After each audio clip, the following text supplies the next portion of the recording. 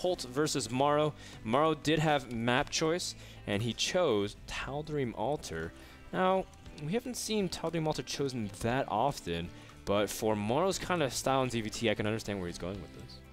He wants that spread out style, making sure that he can, you know, be in a very advantageous endgame, I think.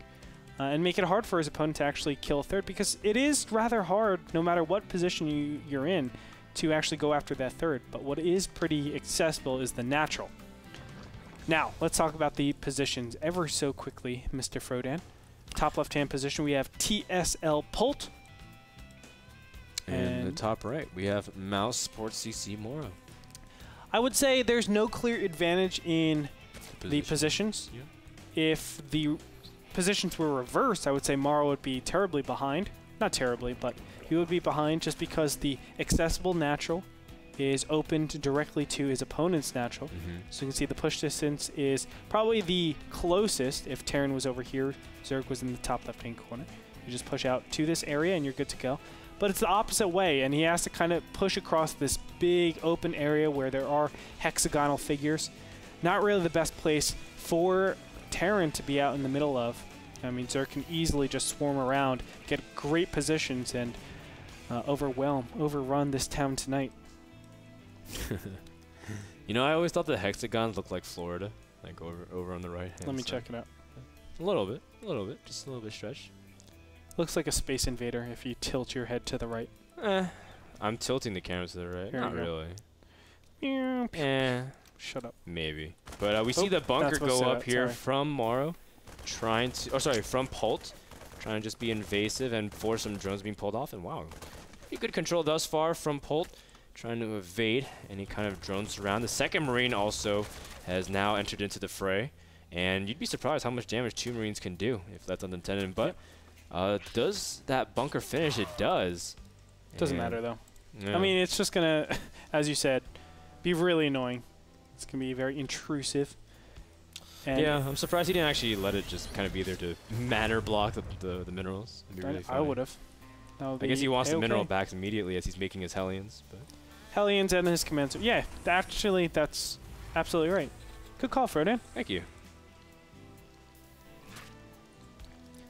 Everything's all standard on Tal'Darim Altar right now. We had this weird moment where we locked eyes, and he was like, "Good call, Frodan." And I was like, "Oh." And then it was just like one of those moments where it's like we want to say so much more, but I know, because we made eye contact, we don't need to. Frodan, you're coming along so well. Thank you, Andre. It's just your analysis. It's such a bromance right now. I know. I love you.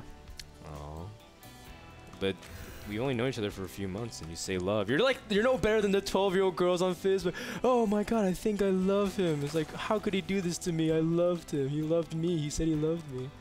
I'm like, dude. He took you on a date, his parents drove you, and all he bought you was a Twix bar. It's like, you don't love him, and he doesn't love you. But you know what I do love is this good control from Polt, as he is. By the way, I have no clue what you just said right there, but I agree with everything you just said. I was saying that people throw around the term love too easily. But you threw in Twix bars right there, and you just got me all hot and bothered. Twix bars like a pair of Hellions. They always come in twos. As you can see, the Hellions are cutting very nice. Look at that.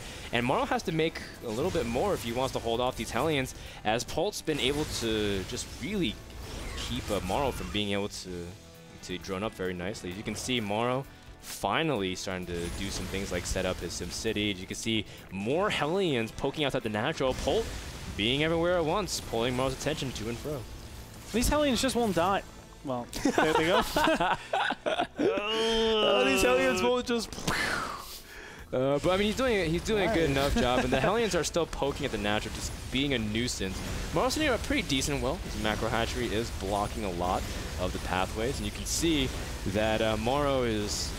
He's still unfazed by these Hellions. He's presuming as if everything's normal. You can see that he was droning, getting up his Evo chambers, and... his hatchery, and you can just tell that he's staying calm, which I really like right now. Let's go ahead and check the income tab really quickly. 38 to 29. Looks like both these players are pretty close. I wouldn't say anybody has actually, they're exactly even in terms of harvesters, if I do my math correctly. But here we go. Oh, the first queen gets roasted. Poor girl. My God. That is that's an unfortunate ending, especially because Morrow would like that queen to spread creep as well.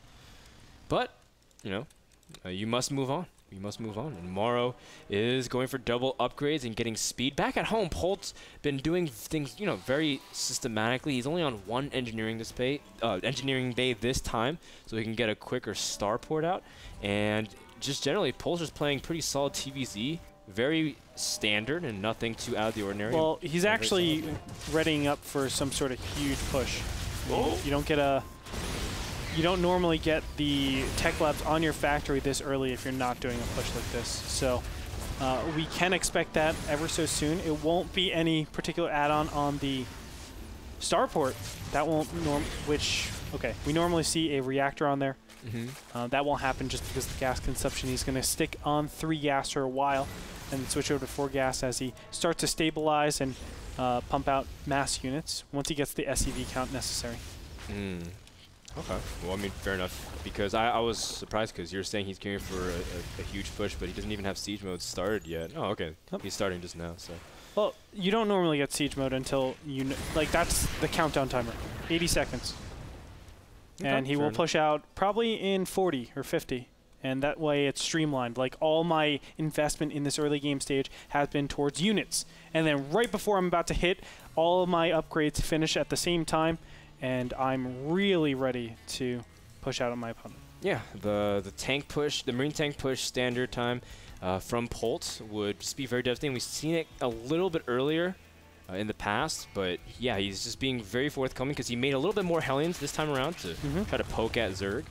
And that's kind of why I was taken aback by, because last time we saw him make a lot of Hellions, he was trying to distract while getting a 3rd base. So Polt changing up ever so slightly, but still very, very deceptive for Morrow, as he is going for the same thing he did in game number 1, mutiling Baneling. Or does he even have a Baneling nest? No, he doesn't actually. So he's still on mutiling. Interesting. I think mutiling is a lot better on this map. Odyssey has all of these like small little chokes, so you have to do stuff like that. But as we said, the hexagonal figure that's being covered up by this creep, that'll be pivotal. Now, a Zergling run-by will try to get in here, but of course these Marines are going to back all those units out. Wow, Polt taking a lot of position really fast. Really He's so easily. bold with this. The Zerglings also, I mean, they're still working on this wall, but finally being pressured off. And now you can see that Polt is going into the natural, but at the same time, he's on creep, and it's very easy for Zerglings to get flanked. That is why he's got Marines in position. Polt, so comprehensive in his approach to this push, and he's doing a lot of damage. The Zergling trying to go for an attack from all different directions and trying to target down the tanks. Morrow, is it going to be enough? No, 1 tank barely survives with 1 HP. And 3 tanks is way better than 2, adding a 50% more power. And you can see Polt is now inside the natural, doing lots of damage to the economy of Zerg. Round 2 of Zerglings, but what's so unfortunate is that 2-2 was cleaned up as well. The evolution chamber is gone off the table, and this is so catastrophic for Morrow. The Zergling run by into the main, or the natural, was wrong. GG gets called out. Polt will take it 2-0. But I want to emphasize that you really cannot be trying to counterattack your opponent. You mentioned it in the, well, right before the big engagement actually happened, but he went for the supply depots. Not sure why he did that, but that was the critical problem that we saw in that game. And he just let his opponent get too much position, hugged up against the side, and when Marines only have to worry about 270 degrees rather than 360 degrees, it empowers them a lot more. Zerglings are a lot weaker, and from there, Polt was able to take the game very nicely. Absolutely. So Polt takes the series 2-0 and moves up in the standings accordingly. Morrow, he did beat General last week, but falls to the Korean Terran, as Polt's TVZ shows once again why he is considered one of the top Terrans in the world. Yeah. We want to thank the sponsor of that game, Epson, for providing, again, the projectors for NASL Season 3, as they've been doing much, not only for us at the studio, but also the Sunday Showdowns. Check them out at epson.com. We'll be back after a quick commercial break. Don't go anywhere. More action from Division 1 here at NASL Season 3 is coming up next.